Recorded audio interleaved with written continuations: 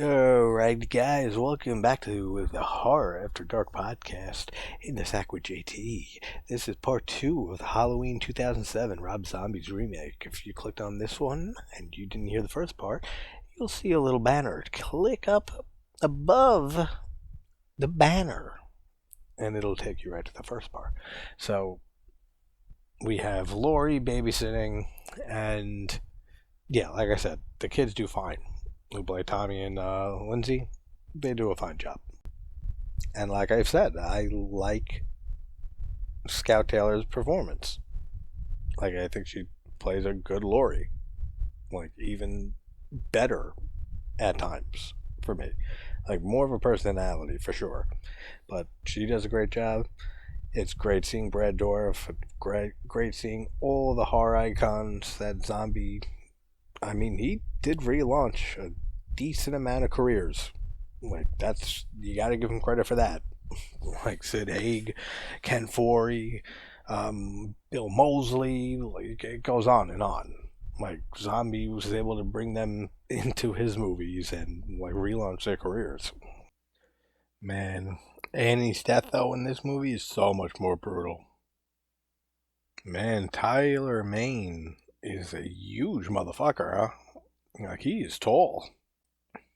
I really like how the whole sequence of Michael looking through the door, like the window for the door at the Doyle house, and Tommy and Lindsay's screams and reactions to seeing him, and then the whole way that whole sequence is shot, and then they go upstairs. Awesome. I love that whole scene. Like, great editing too. Like, really good directing, editing, and it makes it feel like really, like, genuinely terrifying. Like, so kudos to Zombie for making a pretty effective scene. I like the kill with the cop when Michael just like when the cops trying to like tell them to open the door, they're okay, and then you just see like through the pane glass kind of like it's not completely opaque, but it's like translucent. Yes, and you could see just like the cop like stabbed in the neck or something, and like the blood coming down. That looks cool. Like, and again, it adds to how terrifying this whole sequence is. Like, it's directed. It looks awesome. What a great little scene too, and great little performance by Brad Dourif when Sheriff Bracken comes in and they find Annie and she's still alive on the floor. Just fucking Brad Dourif.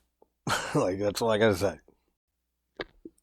And Scout has a great scene after that when she finds Linda and she starts saying, "Please wake up," and great acting. Love her acting in this movie.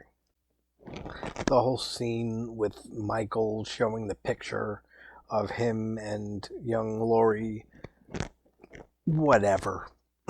Like, I don't like it. And then he like goes to pull his mask off. Like, again, this whole brother sister thing. It just always boils back to that for me.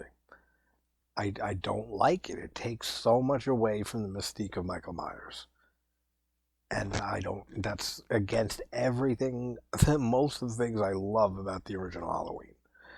So, I mean, there's some great scenes in this movie, but they are few and far between, for sure. Especially with just not good pacing at a decent amount of times. The whole chase sequence, though, like leading into the swimming pool, love all that. The score is great. It's very chaotic. It's very terrifying. Like, if you put yourself in her shoes and Laurie's shoes, and yeah, just everything is great about that whole scene. So that's what I mean with this movie. Like, it picks up in the second half for sure for me, and has a decent amount of positives.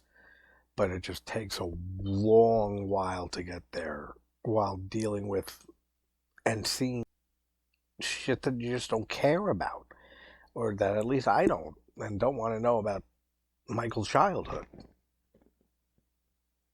Dr. Loomis to the rescue. Was that the boogeyman? In fact, I do believe it was. Eh, I mean, nowhere near Pleasance's like delivery at all. And yeah, this is just going to be like an epilogue of the podcast or a little mini follow up because, yeah, it's in two parts. Not for any reason, like me accidentally hitting stop 45 minutes in. Did not happen like that. Yeah, that's basically it. Oh, Myers is supposedly his head is blown off by Lori, and then she's screaming bloody murder, and she sounds like Sally at the end of Texas Chainsaw Massacre, losing her mind. And then we get a nice little picture of the two of them together, like when they were young, and that's it. All right, so like I said, I mean, it's in. Did it go down? Yes, just for pacing issues mostly. Everything else is pretty much how I remembered. Like my thoughts on this movie was just, it's fine. There's some shit, a lot of shit I don't like, but there's a decent amount I do. So again, it's not one I throw on often, but it was an interesting rewatch for sure. So wherever you guys are from, hope you're having a good morning, night, and thanks for tuning in again to JT's After Dark Horror Podcast in the Sack with JT. Bye bye.